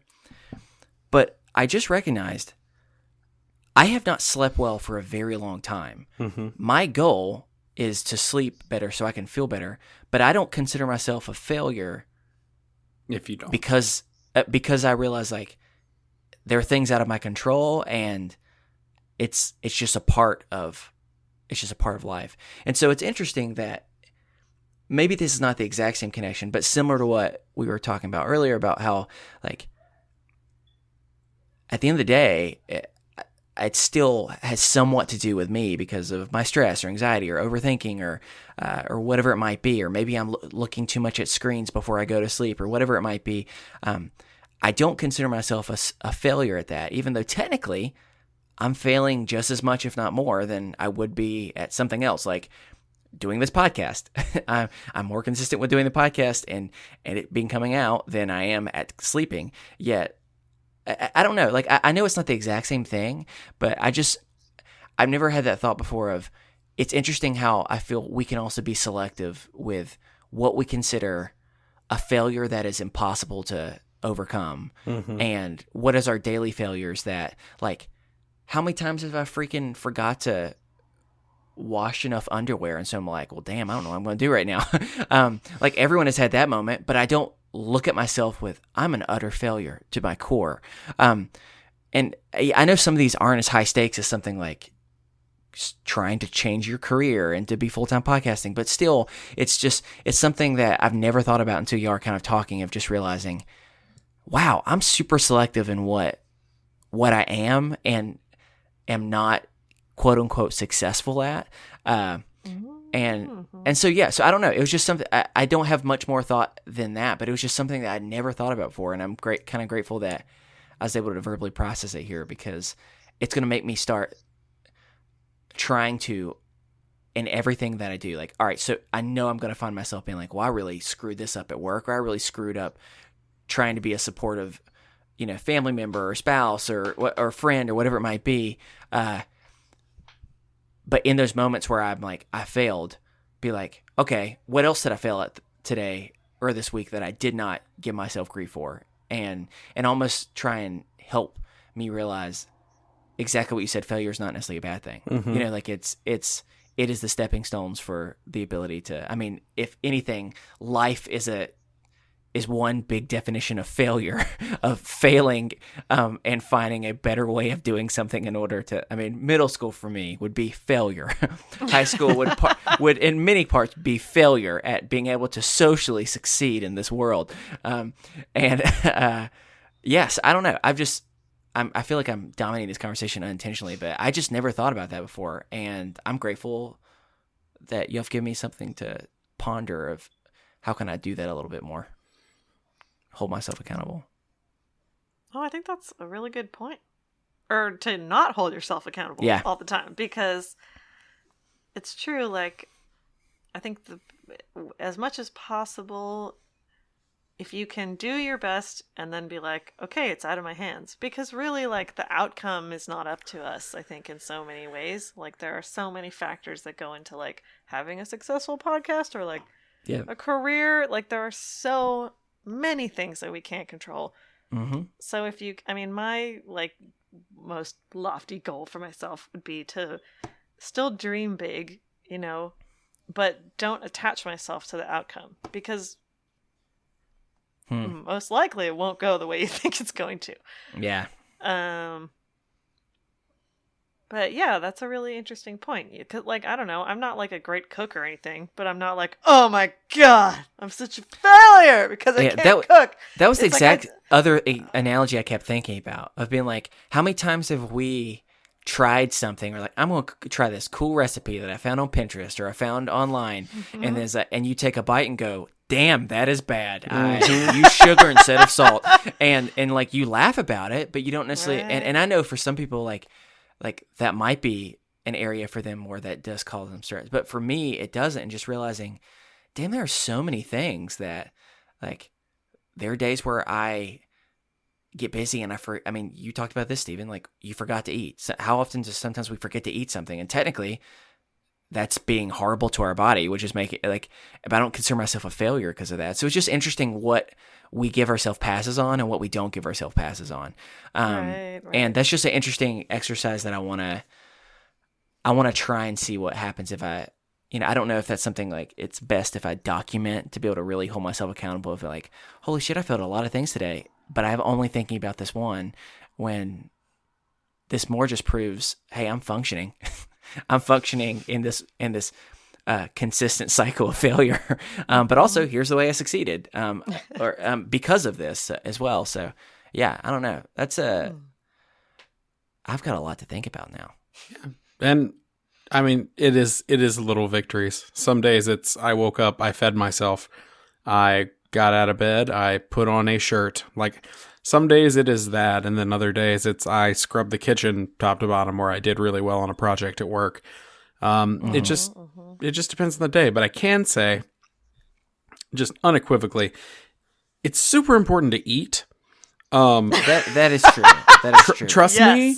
I'm reading. Sleep is also eat important. People. Both of those things. Don't eat people. Well, that might make you sick. Ironically, but, I'm reading a book right now about the Donner Party, and interesting. Okay. you should not, one, eat people, or two, just not eat, because when you don't eat, you end up eating people. Yeah. At least that's what happened in that situation, which was. And the human body doesn't like the human body being its food source. No. Ew. Unless it's the chicken man. God. Okay, so for real, I'm reading a book, and if anybody's a history nerd out there, they just did a program on Last Podcast on the Left on the Donner Party, but I'm reading a book called The Indifferent Stars Above. It's about the Donner Party. And man, if you want to read something horrifying, read that. But somehow, I'm in the middle of that, and the chicken man is still more terrifying to me. And so, really what I'm going to need us to do here is start winding down. So if you'd like to send us a topic for discussion or a mental health check-in, or you have anything else on your mind, you can send that to us over at isthisadultingpod@gmail.com. You can follow us over on Twitter at @isthis_adulting. I'm at the Stephen Pappas. Chris is at Chris Grimmett. I'm also realizing I don't ever tweet from my personal account, so if you follow me at the Stephen Pappas, you're not going to get much, y'all, because Also, I mean, you can follow me on Twitter, but I think I tweeted something like in 2013. So yeah, I've got 87 followers on Twitter on my personal account. I've got a few thousand on the show account, so I just tweet from that one because that's more interesting to follow. I would say. Yeah, exactly. Anyway, hey, do that. But also, you can find us on Facebook. You know, we're over there on the Facebooks. We're Facebooking, as the kids are saying. And you can find us on our show page that is rarely updated because we're unprofessional. Or But you have a show page. Because we're failures. But we're okay with that. Yes. I'm okay that I fail at Facebook. And let me tell you why. It's because we've built an awesome community over at the Is This Adulting Best Friends, which is our discussion group. You can come in there, talk about the show, talk about things you're struggling with, talk about your own personal terrors and horrors with the Chicken Man. Come and share. Everyone has their own Chicken Man. Don't we all? I will post a so picture in there this evening with no context. I'm just going to post that image of the Chicken Man and tell people we'll see you on Thursday and see what their reaction is. It won't be positive. It won't be. And I'm very scared to see. And hey, last but not least, if you're on Apple Podcasts and you're just like scrolling through some podcasts, you're like, what should I do with my time? If you want to rate and review us, you could do that. That's like a nice thing that people do for people, right? Right? Sure. Oh my God, it takes like 1 minute. It does. I mean, unless you are reacting viscerally to the Chicken Man story and you need more time. However, I don't think most people will do that. You have no idea. We would like to thank the collection for the use of our theme music, The Borrowers, off their album Ars Moriendi. Hannah, thank you so much for coming back on the show. Thanks so much for having me. I feel so special. By the way, I'm number 4. Number 4, their biggest fear is being ordinary. Well, you are extraordinary. So don't! You're feeding into my ego. I will feed your ego. It's exactly all day. what I needed. I will feed your ego all day. We love you, and we're so glad that you came back. So I've never done better sound effects. no, I don't think you have. Speaking of sounds coming out of your mouth, do you want to remind everybody where they can find you? Yes. Okay. So you can find Analyze This anywhere where podcasts exist in the Anywhere. ether. And you can also follow us on Twitter at HanalyzePod, and you can send us messages and suggestions for the show. If you Google Hannah Hart, I'm sure you will come across her many social media pages, which also link to the show somewhere. We're not that hard to find, I don't think. So yeah, good luck. Did y'all hear that just now? Oh, God. Did you hear it? That was the sound of a million voices on Twitter saying, "Hey, Analyze Pod. Y'all should have those guys from Is This Adulting Skype in and talk about mental health. What is that?" Anyway. I thought you were going to say the Chicken Man. I was like, No. nah, I don't think he wants to listen about that. He is, he's disappeared. Oh, I would love to do that. He's disappeared. Wow. I'm just saying. Goodness gracious. I am so free all the time. Anyway, that is going to do it for us here. And Is This Adulting No, this Steven, week? one more thing, Christopher, one more thing, one what more thing. the hell could you possibly need to say? We want to support our wonderful BFFs that so lovingly give us the music to start and end each show. They're the collection, as we've already mentioned, but they're on tour. They're going across the country. It starts now, so you can get tickets. It's thecollectionband.com. Please go and talk with them. They're amazing. Hayden is one of the best friends that has been on the show. He's done a lot of that type of stuff, and so I'm going to keep Renaissance pushing Fair that. with you. He did. Yeah, all the above. So I'm going to keep pushing that for the rest of this month. So Interrupted my spiel. I'm sorry. I'm I'm just sorry. kidding. I'm We sorry. really love the collection. They're amazing. We do. And if anyone has, or if no one has any interjections or objections, Nope. that's going to do it for us here. And Is This Adulting this week? I've been your best friend, Steven. I have been your best friend, Chris. I have been your Jewish aunt and best friend, Hannah. Shalom. And oh God, let's get out of here. And remember, kids, be happy, stay healthy, and go hug someone. Because you never know, they may have just witnessed their Aunt Linda and the Chicken Man making smooches in the chainsaw closet. In this life, there's only possibilities. And then they're just rock hard. Anyway, y'all have a good week. Make those sound effects for us as we leave. All right, bye. Barker, Barker, I'm the Chicken Man.